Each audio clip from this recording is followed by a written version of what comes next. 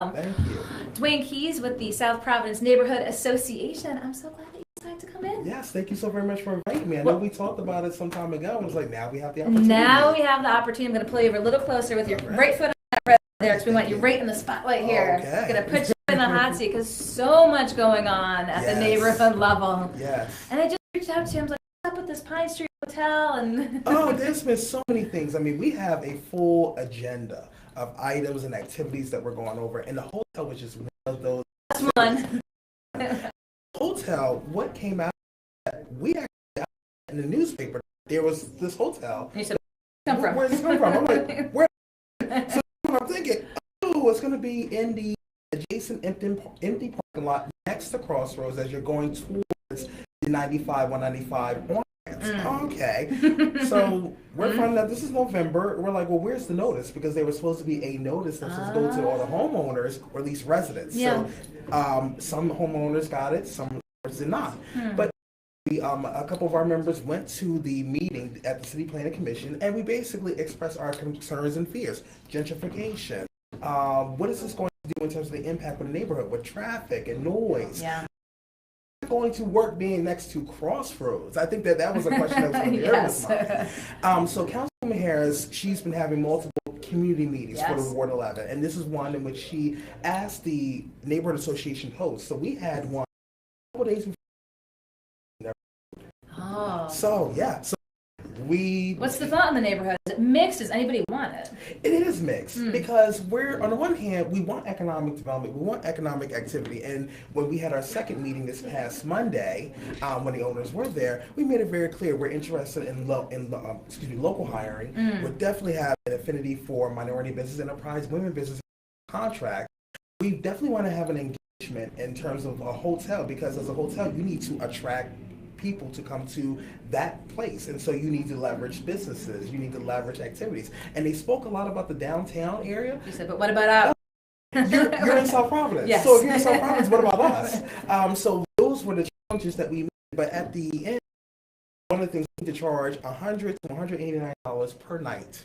And just think about that. It's like, who wants to stay next to a homeless shelter with all the activity outside on around that? There's a building? lot around Crossroads. Streets. Anyone who drives by knows a lot of folks there. Do you think you get the sense? I mean, if folks were coming into Providence, if they go to stay at a hotel, might they not know it's right next to a homeless shelter? I don't know if we can do that in these days because now many people do their research. They do Google, they do search, they look at the address, they see what the surrounding area. I mean, Google Maps, you can put the address in, and then you can circle to see what's surrounding that area. And so if you see Crossroads, even though it may look nice on the outside, you can easily do a Google search and find out more about that. So I don't know in this day and age if that is going to be successful for people find out about where they're going until they arrive. So, excuse me, I know it's come up before. Is there thoughts or speculations that Crossroads could move to some other location because that could very quickly be very prime real estate? That continues to be the rumor, even after Crossroads has stated publicly that they are not going to move. They are permanent there.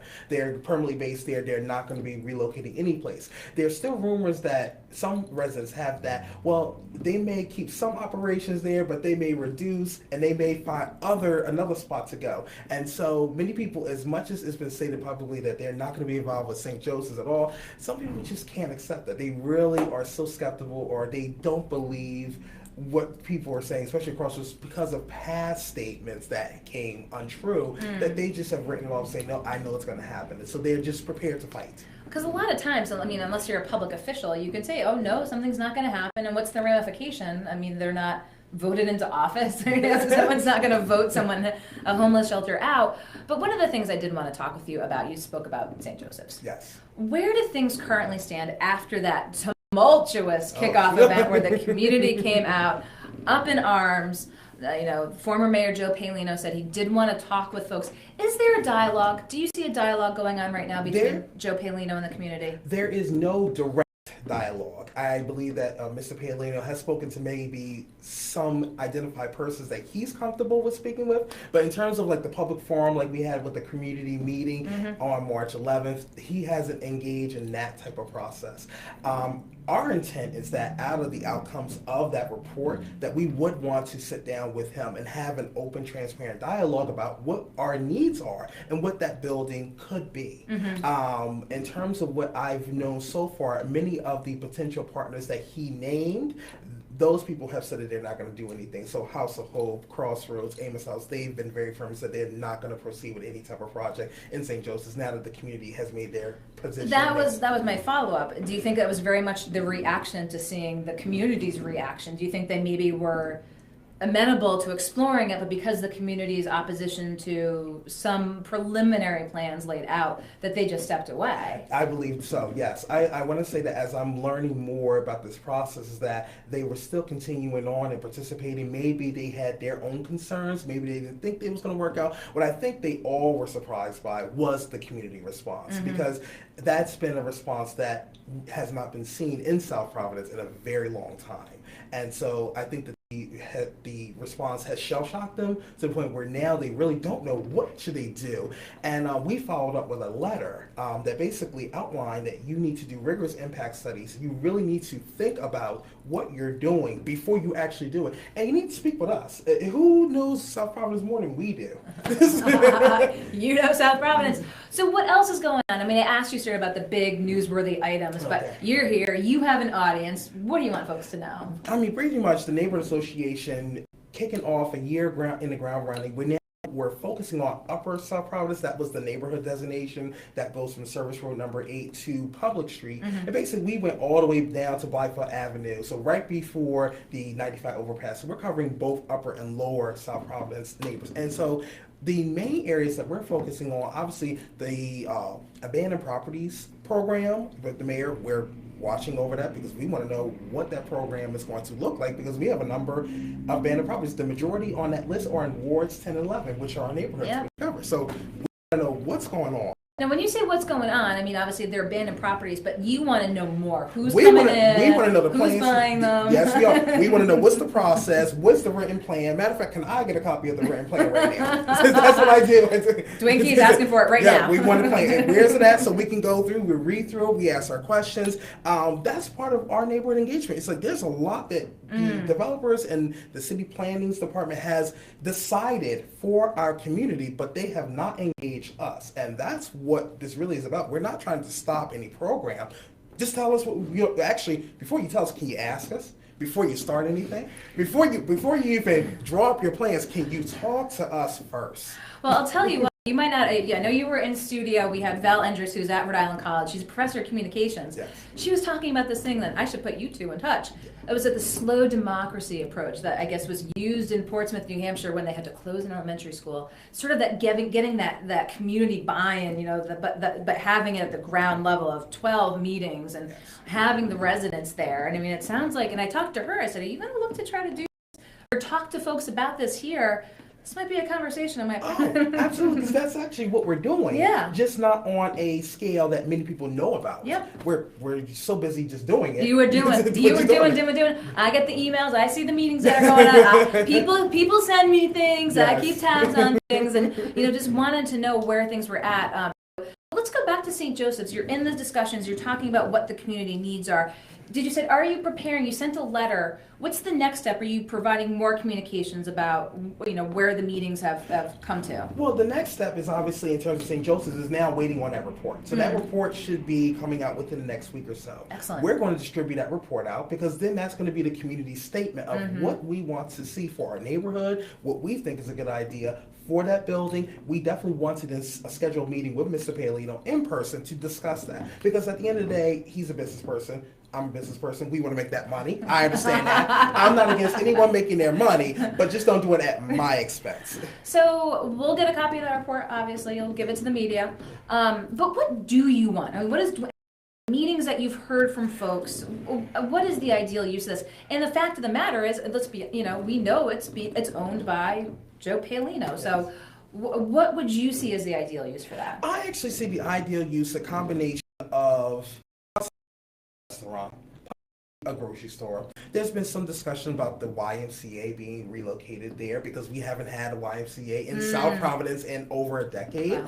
I mean, so there's so many ideas that came out of it because we're like, what can the community use it for that will make some money, but then also benefit us? And so we don't have a grocery store, we don't have a YMCA, we don't have a restaurant. We actually were talking about it, that could be used in terms of maybe the colleges and universities having classrooms there. I would love to see students coming there to learn in that facility or this job training programs. I'm not opposed to housing, just not a shelter or transitional living, but if there was some housing units for people who were basically needed shelter for permanent residence, permanent living, absolutely. Yeah. So there's opportunities there that we do see as a number of opportunities, but we didn't want to do something that would concentrate such social services in one setting. Yes, well, I'm looking forward to this report, sharing it with readers, getting feedback, seeing what the next steps are. And I'm so glad that I had you in today to talk about all this. Absolutely. I know that most people, if you're watching this, you might have another eye on the URI basketball game that started. We had Russ Moore, who does the Hot or Not list. He's like, I need to be out by 4:15. I understand. But, you know, it wraps up a great week that we had here. And this is just a good opportunity to just have a conversation and bring folks into the fold. So we appreciate the feedback.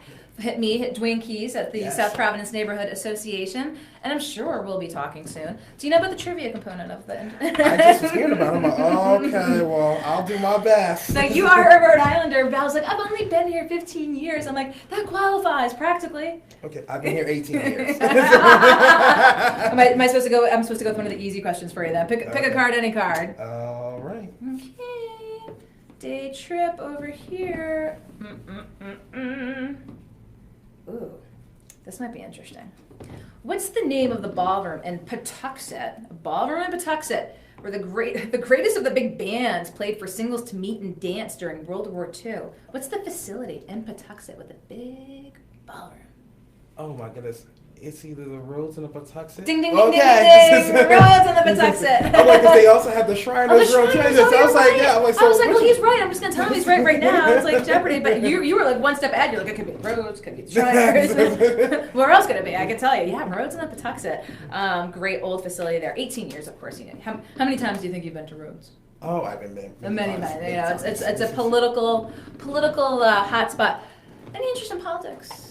There has been conversation. Conversations. I figured as much. I figured I'd put you in the hot seat here because I see you so active on social media in the community, and I hope if you pursue those conversations and any announcements that you want to make, consider coming in here to talk with us. Basically, there's been conversations, not now, but obviously in the future. City council. You want to look at. So we've been talking succession planning. Let's just put it that way. Okay. There's been a lot of succession planning. Talking about succession planning. I like it. I like to get folks in here and really kind of. But yes. You thought you were going to get off easy. No, I was going to ask you about the politics. No, a lot of people have been asking that question. I'm like, yeah, I mean, yes, it is. It is definitely an interest. It's something that I want to pursue. Which office, because there's definitely so many opportunities, and there's so much that needs to get done. Yeah. But yes, that definitely is something in the future that we can all look forward to. Certainly keep tabs on it. Dwayne Keys, I appreciate your coming in today. We'll be talking soon for sure. Yes. I'll let you get off to start the weekend. Thank you. Thank you.